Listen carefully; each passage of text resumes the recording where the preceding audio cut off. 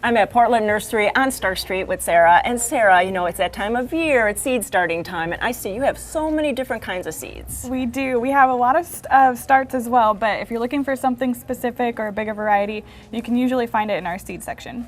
And you know, I love that you have everything for us because it's kind of a one-stop shop. You get the seeds and then you have all the supplies to start with. We do, and starting seeds with the right supplies can be actually really easy. So the first thing that you're going to need is some kind of tray to start the seeds in.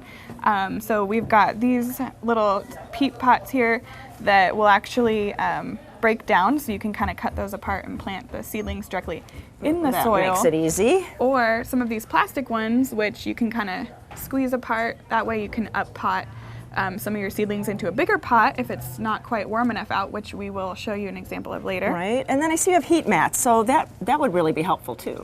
This is, especially if you don't have a very sunny window, the heat mat will really speed up the process and help with the germination.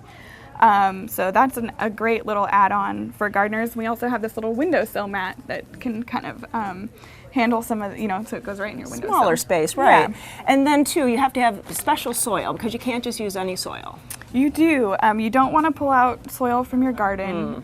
You want to have a really light, fluffy soil so that the seeds can push up. So I definitely would recommend doing a seed starting mix. We've got, lots of different lines of soils and seed starting mixtures there. So. And then a spray bottle just to help you water. Yes, and these are the best spray bottles. They don't break very easily. They do. They're really a great deal.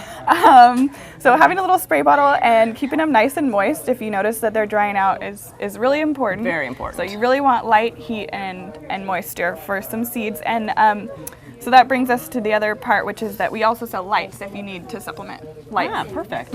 So we got our seeds all started, and so like a month later, voila, this is what you get. Yes, it is. So these have been growing for about 3 weeks now with the heat mat as well. They are wonderful. And we've kind of already loosened them up a little bit. Right. So what you want to do is just kind of squeeze on the bottom.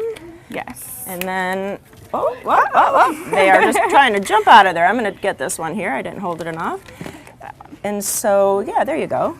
And so with these tomatoes, you want to plant them, a little bit deeper. They like to root from the stem. There you go. And so these ones we're putting into a bigger pot so that they can stay in here a little bit longer because it is not time to put out tomatoes yet. We want to wait until at least after Mother's Day to do that.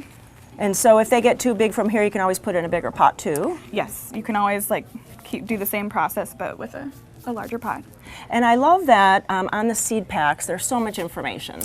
There is. Really on the seed packs, there's everything that you need to know. How deep, how much to space them, how long it's going to take them to mature.